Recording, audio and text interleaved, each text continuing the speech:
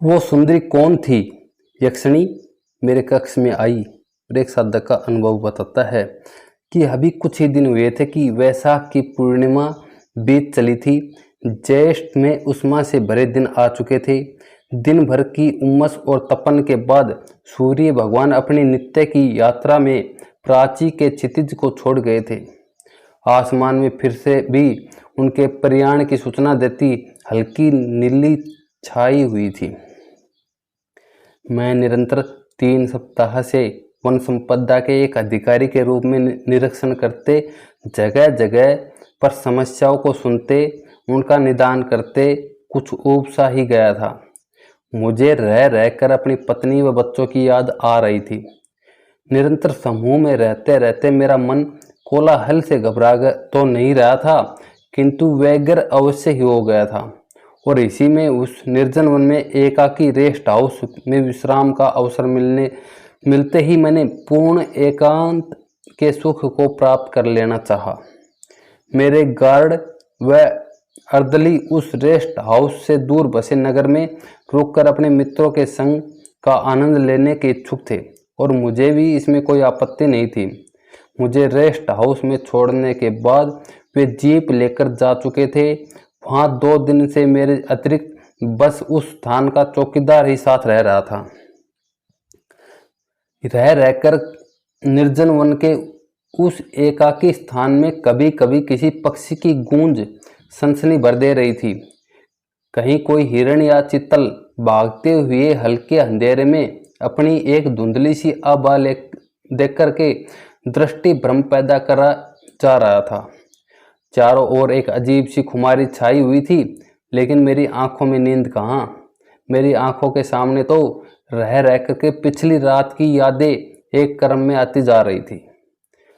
कल भी ऐसा ही वातावरण था कि चौकीदार भोजन आदि की व्यवस्था करके चला गया था। उस दूरदराज इलाके में बिजली आज भी एक अपरिचित वस्तु है। लालटेन या पेट्रोमैक्स ही वहाँ आज भी रोशनी के साधन है और मैं लालटेन की लो मध्यम करके दूर आकाश में गहराते बादलों की भूल भुलैया में खो गया था। मेरा एकाकीपन को वे गहरे नीले, काले और लाल बादल कुछ और भी बढ़ाने लग गए थे। अपने मादक रंगों की छटा से मेरे तन मन में छाई हुई व्याकुलता को और भी अधिक गहरा बनाने लग गए थे। दिन भर की तपिश कम हो ही गई थी कि घने वृक्षों से छूकर आती ठंडी हवाएं भी मन को गुदगुदा जा रही थी कि जो ही पेड़ों के पत्तों से भी कोई नशीली गंध फूट रही हो। जंगलों में बंधन नहीं होते, वे मानव के मन की तरह खुले और अल्लढ़ होते हैं। बंधन तो समाज की देन होते हैं। धीरे धीरे करते हुए रात्रि के 11 बज गए। करवटें बदलते बदलते मैं थक चुका था। कोई भी नहीं था जिसके साथ में मिलकर मैं इस एकाकी और मादक वन को भागते हुए हिरणों के जोड़ों की तरह अपनी कुलांचों से भर देता। इसी ऊहापोह में मैं कब अपने विचारों और स्मृतियों से डूबता चला गया, मुझे समय ही नहीं पता चला। स्मृतियों की कड़ी पता नहीं कब एक विचार से दूसरे विचार में जुड़ती चली गई और सहसा मेरे मन में कुछ ही दिन पहले बीती अपनी यक्षिणी साधना की याद उभर आई। शायद यह उस वन में उन्मुक्त परिवेश का ही प्रभाव था या स्वयं प्रकृति का ही कटाक्ष कि पिछली होली पर जो मैंने यक्षिणी साधना संपन्न की थी, जो उसमें निहित विलक्षणता अनुभव की थी, जो उत्तेजक बिंब प्राप्त किया था, वह सहसा स्पष्ट हो गया। न जाने वे कौन सी प्रेरणा थी कि मैं सहसा उठकर उसके मंत्र का जाप करने लग गया। एक अनोखा सा गुंजरण, अनोखी सी लय, अजीब सी मस्ती मेरे होठों के संगीत की लहरी बनकर फूटती जा रही थी और मानो सारी की सारी प्रकृति ही उस स्वर लहरी पर यूं झूम उठी थी जो कोई नागिन सपेरे की बीन सुनकर अपनी सुध बुध भुला देती है। मेरा तन मन किसी नशे में भीगता चला जा रहा था। न चाहते हुए भी मेरी आंखें मुंदी चली जा रही थी। लालटेन की ज्योति मध्यम पड़ती जा रही थी। उसमें शायद तेल खत्म हो गया था, जिससे उसकी लो फड़फड़ा कर बुझने को हो गई थी। नीरवता किसी अज्ञात सौंदर्य के आगमन के स्वागत में स्तब्धता के परिवर्तित होती जा रही थी। मंत्र जाप का क्रम स्वतः ही प्रभावशील था, जिसकी विद्युत तरंगों में मेरा सारा शरीर निढाल होता जा रहा था कि उस अर्ध निद्रावस्था में बिस्तर पर लुढ़कते लुढ़कते भी मैंने किन्हीं दो अत्यंत सुकोमल बाहों का स्पर्श अनुभव किया। सच कहूं तो वे किसी बाहों ही मुझे अपने आलिंगन में बांधकर शैया पर लेकर के लुढ़कती चली गई थी। कोई भार मेरे शरीर पर आ गया था, लेकिन फूलों के ढेर जैसे उस कोमल पुंज को भार कहूं भी तो कैसे। मेरे सारे चेहरे और कंधों पर कोमल और रेशमी स्पर्श लिए घनी केश राशि छाती चली जा रही थी। उसमें से आती कपूर और कस्तूरी की मिलीजुली गंध मेरी अर्ध चेतनावस्था की सघनता में कुछ और भी वृद्धि कर गई थी कि सहसा मैंने अपने मंत्र जप करते होठों पर कोई शीतल या स्पर्श अनुभव किया और उसके माधुर्य में मंत्र जप को विस्मृत कर बैठा। यूं भी शायद जब किसी मंत्र जप की आवश्यकता रह भी कहाँ गई थी। अचानक कमरे का ताप बहुत अधिक बढ़ा हुआ लगने लगा। उस ताप व बाहर से आते मंद पवन के शीतल झोंकों के बीच मेरा सारा तन मन उस इस्पात के टुकड़े की तरह हो गया था, जिसे लोहार बड़ी कुशलता से तपाकर और शीतल कर अपनी इच्छानुसार ढाल लेता है। अंत में मैं अपने उसके दबावों के आगे विवश होकर के एक इस्पात के टुकड़े की ही तरह उसके मनचाहे स्वरूप में बदलता चला गया। कमरे में मंद हंसी और करधनी की रुनझुन एक रस हो गई थी। एक मिट्टी व गहराइयों में ले जाने वाली तरंग के साथ न जाने कब डूबकर मैं निद्रा में चला गया। पता नहीं यूं कि सपनों जैसी कोमलता के साहचर्य में कितनी ही घड़ियां बीत गई होंगी। जब मेरी चेतना ने वापस धरा को स्पर्श किया, सामने कृष्ण पक्ष का चंद्रमा अपनी हल्की आभा के साथ खिड़की में झलकता दिखाई दे रहा था, जिसकी मध्यम पीली आभा दूर बहती नदी में छलक छलक कर बहती जा रही थी। उसी प्रकाश में मैंने जब अपने समीप दृष्टिपात किया तो सिरहन से भर उठकर खड़ा हो गया था। उस तंद्रावस्था में अनुभूत की गई स्थितियां मेरे अनुमान मात्र ही नहीं थी, वरन एक विलक्षण सौंदर्य की स्वामिनी वहां सचमुच विद्यमान थी। जो चांदनी की आभा उस दूर नदी में झिलमिल कर बह रही थी, ठीक उसी तरह मेरे अत्यंत समीप प्राय अचेतनावस्था में पड़ी उस मनमोहनी की अपार केश राशि भी मध्यम प्रकाश में झिलमिला रही थी, मानो वही उसके शरीर का परिधान होने के साथ साथ उसका कोई आभूषण हो। हवा के झोंकों के साथ बाहर बिखरी वन संपदा के पुष्प समूह की एक विचित्र सी मिली जुली गंध आकर के सारे कक्ष में बढ़ती जा रही थी, मानो पुष्पों ने उस अभिसारिणी के तन का श्रृंगार करने की अपनी लालसा को एक सुगंध के माध्यम से व्यक्त करना चाहा हो। वह यक्षिणी ही थी। हल्का सावला रंग था, या गेहूं हुआ रंग कह सकते हैं। रात्रि के उस मंद प्रकाश में कुछ साफ साफ पता नहीं चल पा रहा था स्वस्थ, या जिसे पुष्ट कहना ही अधिक उचित होगा, और विचित्र सी मादकता से सराबोर देह दृष्टि, कोमल हृदय, तीखे नैनक्स। सबसे बढ़कर तो थी उसके सारे तन पर बिखरी एक विचित्र सी चपलता, जो उस वन प्रांत की सारी अल्लड़ता मिलकर एक नारी देह में ढल गई हो, और वे अधखुली सी पता नहीं किस बोझ से बार बार दब दब जाती आंखें। मैंने अपने सारे जीवन में इतनी अधिक सौंदर्य से भरी आंखें व वैसा दृष्टिपात देखा ही नहीं था। प्रेम के साथ साथ कुछ ऐसा भाव जो एक स्त्री की आंखों में किसी विशेष को देखकर ही उतर सकता है। कुछ हल्की सी शरारत, कुछ लाज, कुछ आमंत्रण, कुछ मनुहार, और कुछ सहम कर एकाएक कुराचे लगा जाने वाली हिरणी की ही चपलता।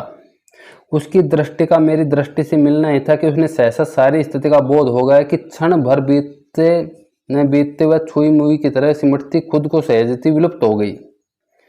उसके चले जाने के बाद मैं अपने आपे में नहीं था। लग रहा था कोई सुखद सौपन देखा है जो नींद में खुल जाने से समाप्त हो गया है। मैं व्याकुल बन करके कमरे का दरवाजा खोल बाहर आ गया और भटकन में भर उसे खोजने का प्रयास करने लग गया।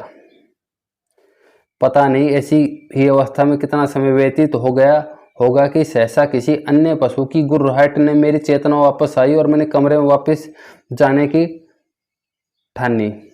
कमरे का बिखराव और सैया की स्थिति इस बात की साक्षी थी कि मैंने कुछ देर पहले जो कुछ अनुभव किया था वह सौपन में नहीं था। कमरे में तो तब तक वही मादक गंध बिखरी पड़ी थी और लग रहा था कि कोई इस एकांत कक्ष की सुनसान दीवारों तक को अपने रोम रोम के संगीत में झंकृत कर गया है।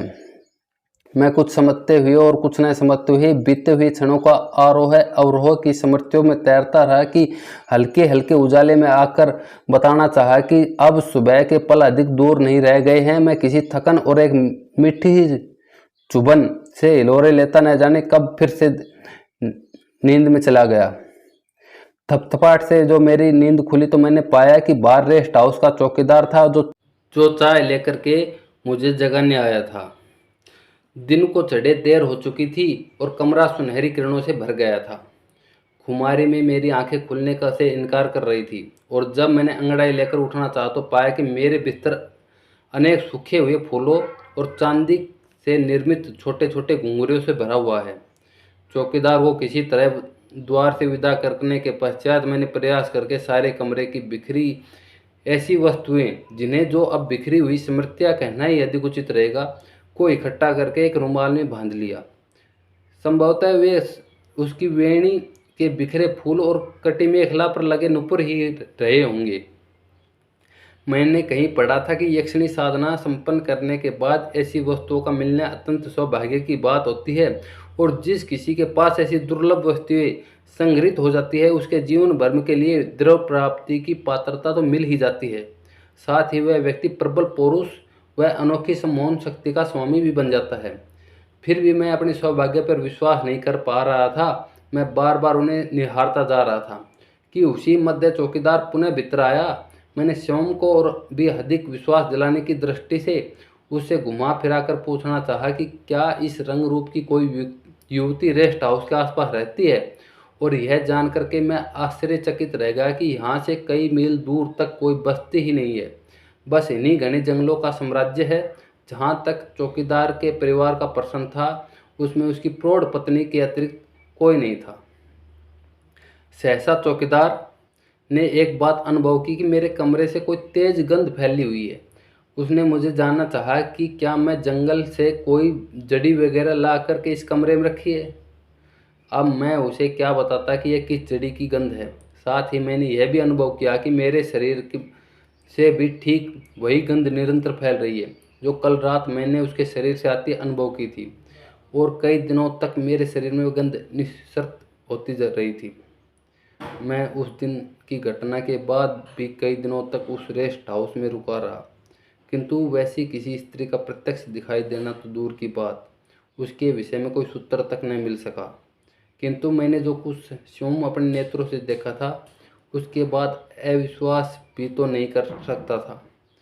संभवतः प्रत्यक्षीकरण का निर्णय काल के किन्हीं संकेतों के अधीन निर्णित होकर ही निर्धारित होता है कि अंत में विवश होकर अब मैंने यह तथ्य स्वीकार कर ही लिया है। यद्यपि इस घटना के बाद मेरे व्यक्तिगत जीवन में जो आश्चर्यजनक परिवर्तन आए हैं उसके बाद मेरे मन में खेद जैसी कोई बात नहीं रह गई है। मेरे व्यक्तित्व में तो कोई सम्मोहनकारी प्रभाव आकर जुड़ा ही है। मैं आंतरिक रूप से भी अपने पौरुष और अत्यंत प्रबल अनुभव करने लग गया हूँ। मेरे घर परिवार की अनेक समस्याओं का मुझे सहज समाधान मिला है। साथ ही कुछ समय से चल रही एक विशेष राज्य बाधा का भी मुझे निराकरण प्राप्त हो सका है। इन्हें मैं निश्चित रूप से यक्षिणी प्रत्यक्षीकरण का वरदायक प्रभाव मानता हूँ। यदि यह कहूँ कि मेरा ऐसा मानने के लिए विवश हो रहा हूँ तो शायद अधिक उचित रहेगा। ये महाशय हैं हिमाचल प्रदेश के। दोस्तों, इन्होंने जो साधना की यक्षिणी की साधना, उसका प्रभाव उसको तब न मिल करके बाद में एक रेस्ट हाउस में मिला। उसके साथ ही यक्षिणी ने पत्नी सुख उसे प्रदान किया और धन दौलत उसके जीवन में निरंतर बढ़ने लगी। ऐसा प्रभाव उसके जीवन में पड़ा। तो दोस्तों, घटनाएं सब सत्य होती हैं और जो व्यक्ति अगर साधना करता है तो लेट सवेर उसको सफलता अवश्य मिलती है। लेकिन हमारे यहाँ क्या है कि साधना करने की मन में ठान तो लेते हैं, लेकिन सही तरीके से कर नहीं पाते, क्योंकि जो उत्साह उसमें पहले होता है ना, वो साधना करते करते वह उत्साह खत्म हो जाता है। आपको जोश में भर कर के यह साधना, यक्षिणियों की साधना करनी चाहिए, अप्सराओं की साधना, कोई भी साधना हो। ये थोड़ी ना कि हम बीमार की तरह बैठे हैं और कर रहे हैं साधना, तो ऐसे सफलता नहीं मिलेगी। सफलता मिलना अपने हाथ की बात है। तो दोस्तों, यह एक साधक का अनुभव था जो मैंने आपको बताया। अगर आपको यह वीडियो अच्छी लगी हो तो लाइक, शेयर और सब्सक्राइब कर दो, और ना लगी है तो मत करो भाई। आज के लिए बस इतना ही। धन्यवाद। जय गुरुदेव।